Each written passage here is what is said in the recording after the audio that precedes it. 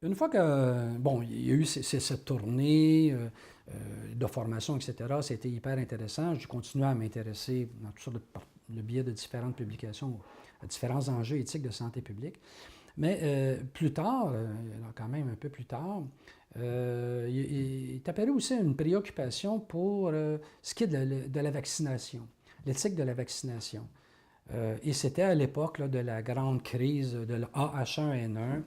Alors au Québec et un peu partout à travers le monde, on paniquait.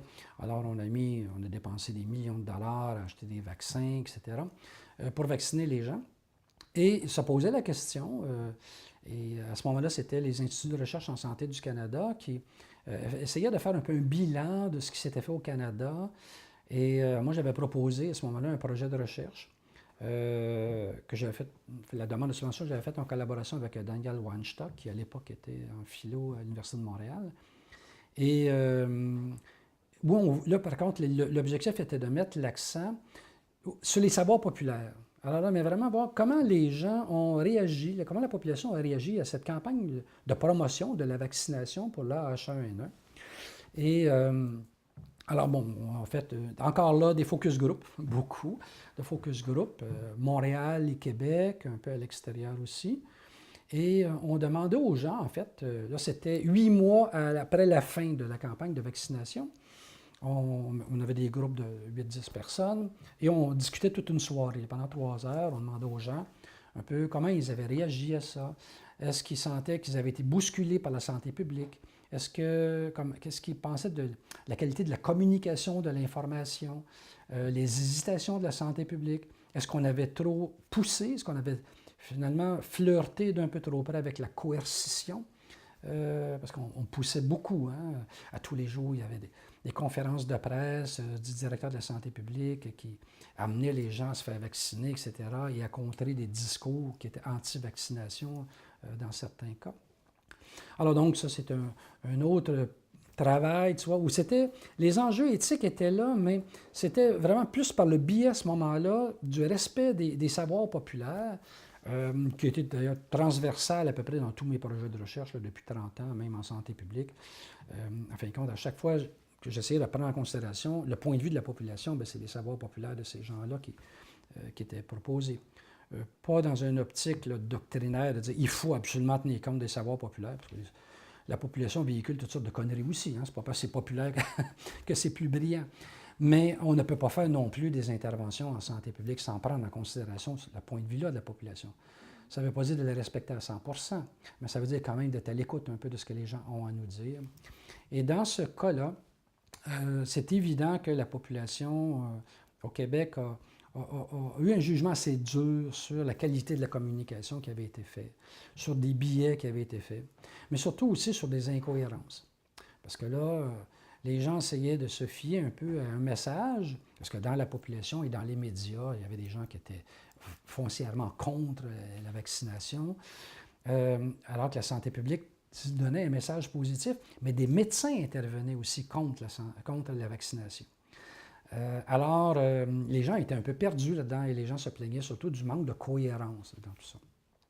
Mais en même temps, moi, les considérations éthiques, elles revenaient encore là, parce que je me disais, oui, mais pourquoi, est-ce qu'il y a des valeurs peut-être fondamentales là, qui vous amenaient à vacciner ou pas vacciner? Parce que dans nos focus group, on s'assurait bien d'avoir, mettons, 4-5 personnes qui avaient accepté le vaccin et 4-5 personnes qui avaient refusé le vaccin. Et là, pour essayer d'amener, pour avoir les différents points de vue des gens dans une vingtaine de focus group, mais toujours moitié-moitié des gens qui étaient pour ou contre vaccination, ou qui avaient, sans être contre la vaccination, mais qui n'avaient pas été chercher ce vaccin-là, en tout cas. Et c'était intéressant.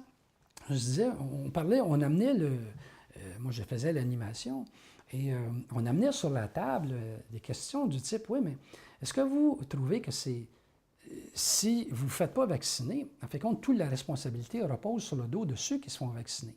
Parce que si personne ne se fait vacciner, là, H1N1, comme n'importe quelle maladie infectieuse, elle va se répandre. comme une poudre. Et là, il va y avoir des milliers de personnes qui vont être malades.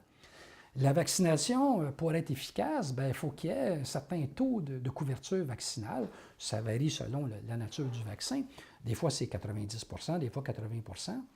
Là, en l'occurrence, il y a eu une couverture vaccinale de 55 % au Québec, en gros. Ça a été amplement suffisant parce que le vaccin, le virus était moins virulent que ce qui les scénarios catastrophes là, nous annonçaient. Mais là, quand j'abordais ce sujet-là avec les gens disaient « Regarde, j'en ai rien à foutre de la population. » Tu vois? C'était la considération qu'on appelait, on appelait ça des fois le devoir civique. Tu sais.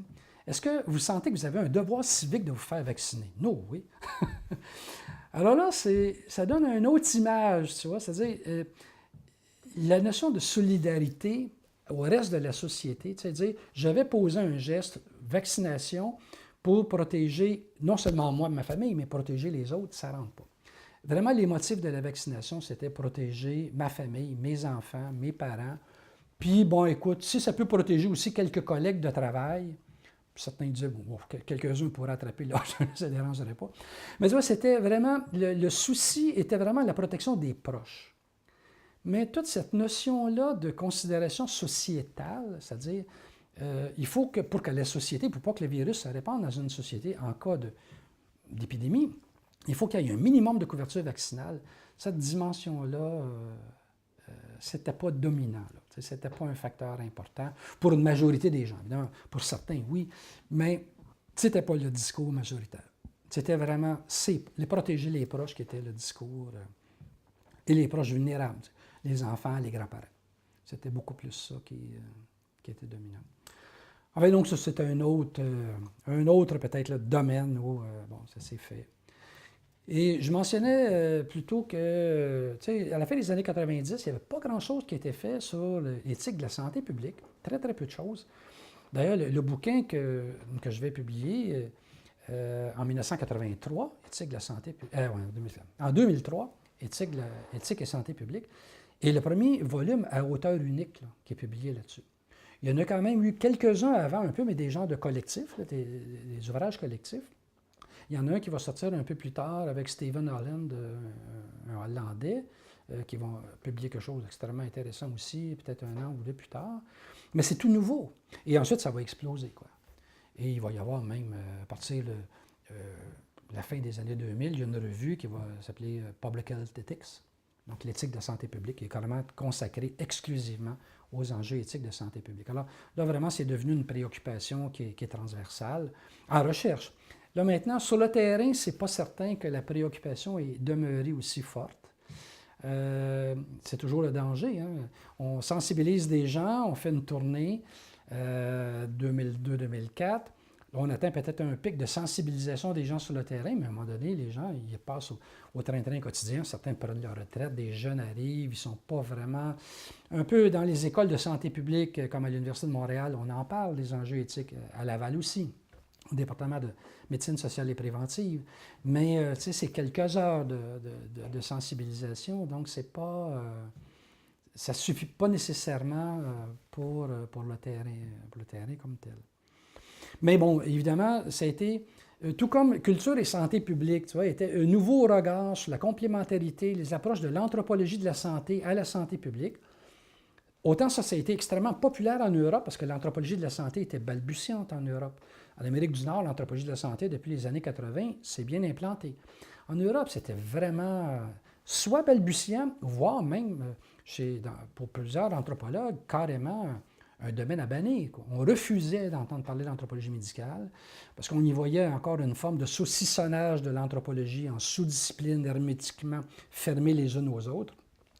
Et on y voyait comme aussi un champ de collaboration de l'anthropologue avec les méchants du terrain, qui sont les intervenants de santé publique.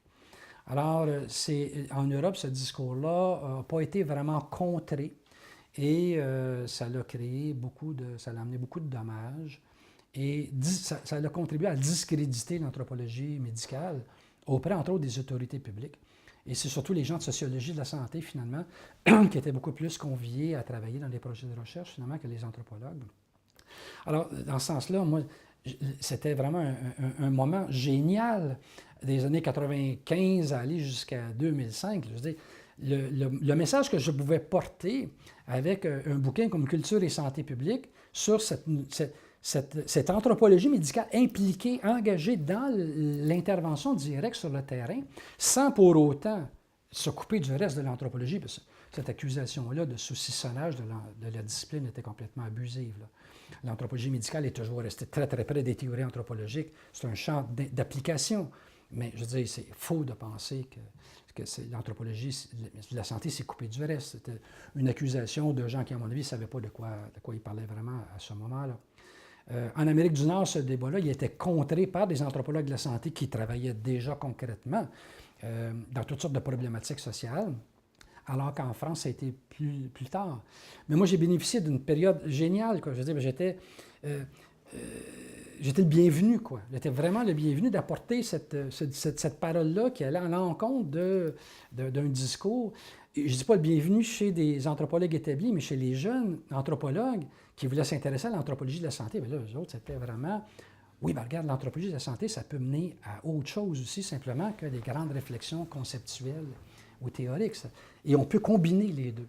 On peut combiner la réflexion théorique et... Bon, est-ce que le matériel empirique qu'on va chercher en anthropologie de la santé, comme dans n'importe quelle autre sous-discipline, on peut l'utiliser à ce moment-là pour revoir, relire, faire une relecture des théories et des concepts. Là. Tout à fait. C'est pas coupé donc, au couteau comme ça. Et éthique et santé publique, bien, c'était la même chose. J'ai été chanceux, entre guillemets, parce que ce bouquin-là arrive au moment aussi, ou ici d'ailleurs, parce qu'il y a très peu de choses de faites. Alors là, vraiment, il y a une ouverture à ce genre d'approche-là. Mais en Europe francophone, bien là, ça aussi, c'est le livre, là, je vais vraiment être sollicité très, très fréquemment, bon, pour des colloques, mais aussi des formations, des gens qui travaillent en promotion de la santé, en prévention et tout ça. Et c'est un discours qui va donc porter. Alors, je joue un peu de chance avec des approches qui, en tout cas pour ce qui est d'ici aussi, peut-être moins, pour ce qui est d'éthique et santé publique, c'est un peu novateur aussi pour le Code du Québec, parce qu'il n'y avait pas grand-chose de fait en termes de recherche empirique, ce qui n'était pas le cas du côté de l'anthropologie médicale. Mais dans les deux cas, pour ce qui est de l'Europe francophone, par exemple, c'était vraiment très, très bien. Plus tard, en fin de compte, il va arriver aussi un intérêt pour les problématiques de toxicomanie, des approches qu'on appelle des réductions des méfaits. Alors, c'est-à-dire, en gros, les approches de réduction des méfaits, ça consiste, par exemple, le programme de distribution de seringues propres aux toxicomanes, c'est une approche. Le but, réduction des méfaits, on dit en santé publique, on ne lutte plus contre la toxicomanie, mais on va lutter contre ses effets pervers, les plus malicieux, tu vois. C'est-à-dire, le toxicomane, il reste toxicomane, mais on va moins l'outiller. On va lui donner des seringues propres. On va lui donner, même au départ, c'était des kits de stérilisation des seringues, là, avec de l'eau de javel et tout. Et progressivement, ensuite, bien, c'est les sites d'injection supervisés. Tu vois, des lieux où les toxicomanes peuvent aller s'injecter en toute sécurité, sous surveillance. Et bon, là, au moins, on contrôle tous les risques épidémiques, hein, c'est-à-dire sida, hépatite C et tous les problèmes de tout ce qui peut être transmis finalement par la pratique toxicomane. Alors, on n'est plus du tout dans une logique de risque zéro en réduction des méfaits ou réduction des risques. En Europe, on parle plus de réduction des risques. Mais là encore, est-ce qu'il y a des enjeux éthiques dans tout ça? Parce que la santé publique a quand même comme mandat de sauvegarder la santé de la population. Or, la toxicomanie, que ce soit l'alcoolisme ou la consommation de drogue, elle crée des problèmes. Elle crée des accidents automobiles, elle crée des pertes d'emploi, des faillites, des séparations de couple, de la violence conjugale, la violence familiale et tout. C'est pas que l'hépatite ou le sida, il y a d'autres conséquences de la toxicomanie et de l'alcoolisme. Alors, est-ce que la santé publique est moralement... Jusqu'où peut-elle aller tout en demeurant une entreprise de prévention visant l'amélioration de la santé de la population et la prévention auprès des populations vulnérables? Jusqu'où peut-elle aller dans cette tolérance par rapport à des pratiques à risque? Alors là, il y a tout un domaine de réflexion qui s'ouvre. Et là encore, bon, j'ai décidé de creuser cette logique-là. Cette fois-là, avec une collègue aussi, Isabelle Mondou, qui était médecin en santé publique à la direction de santé publique de Montréal à l'époque. Alors ça, c'est plus récent, c'est 2012-2013. Et on va en sortir un bouquin de ça qui s'intitule « Réduction des méfaits et tolérance en santé publique ». Alors, jusqu'où on va dans la tolérance de pratiques à risque au nom de sauvegarder la santé, de prévenir le pire, finalement, dans ces populations vulnérables. Alors, on avait fait une démarche en 2 temps. Dans un premier temps, on avait organisé un colloque fermé avec une trentaine de spécialistes, des gens qui intervenaient là, au quotidien, travailleurs sociaux, médecins, infirmières, etc., auprès des clientèles toxicomanes. Et on a fait un brainstorming, là, une grosse journée de travail là-dedans pour baliser les choses. Ensuite, j'ai organisé un colloque provincial dans le cadre des journées annuelles de santé publique sur les enjeux éthiques de la réduction des méfaits. Éthique et politique, d'ailleurs, en même temps. Et ensuite, là, on a tiré un bouquin de ça à auteurs multiples, où on fait un peu un tour d'horizon ce soir. Mais donc, c'est encore une autre façon de lier aussi le politique, parce que là, le politique est vraiment hyper lié, avec les débats sur la décriminalisation des drogues, hein, et la légalisation des drogues, ou la décriminalisation de ceux qui les utilisent. Alors, plus les sites d'injection supervisés, tout ça. Donc, comment on peut maintenant tenir compte de ça, des enjeux éthiques, des préoccupations de santé publique, mais aussi de l'acceptabilité sociale des populations, de la population générale. Comment bien doser chacun de ces éléments-là? Bien là, on est en plein dans la réflexion éthique. On est en plein dans les zones de gris entre le blanc et le noir, parce qu'il n'y a encore rien de parfait dans tout ça. Alors, finalement, donc, c'est ça. Donc, il y a eu pour moi presque une vingtaine d'années de travail, de réflexion sur ces enjeux éthiques de santé publique, avec un ouvrage bilan, donc éthique et santé publique, qui est plus un ouvrage plus théorique, celui sur la réduction des méfaits qui porte sur une problématique bien spécifique comme telle, et des publications sur la vaccination, l'éthique de la vaccination, mais qui est sous forme d'articles plus que d'autres choses. Mais pour moi, ça permettait un peu, pas de boucler la boucle, parce qu'elle n'est pas encore bouclée, mais déjà, quand j'étais rentré à l'université en anthropologie, j'avais déjà une mineure en philosophie puis une majeure en anthropologie. Toutes ces réflexions sur les valeurs, sur le rapport entre culture politique et valeurs et respect des savoirs populaires, pour moi, ça a toujours été omniprésent. Comme une trame de fond, finalement, un dénominateur commun, un fil conducteur, finalement, à travers toutes les recherches. Et là, avec ce volet-là, je rentrais de plein pied dans l'éthique. Parce que, bon, la littérature est en bioéthique. Éthique de la santé publique, ça n'existait pas. Donc, il fallait que je me rabatte sur les cadres théoriques de la bioéthique qui, elle, depuis 30 ans, existait. Alors, ou sur les travaux des philosophes, là, purement, bon, malgré que la bioéthique, c'était essentiellement des philosophes qui écrivaient dans ce domaine-là. Mais j'avais fait le lien, finalement, avec mes préoccupations sur la morale et l'éthique et la philosophie, finalement, et l'anthropologie. Mais ça ne sera pas, c'est pas tout à fait fini, parce que je vais revenir ensuite avec l'anthropologie et voir les liens entre l'anthropologie, la morale et l'éthique, jusqu'où on peut aller encore un peu plus loin que ça.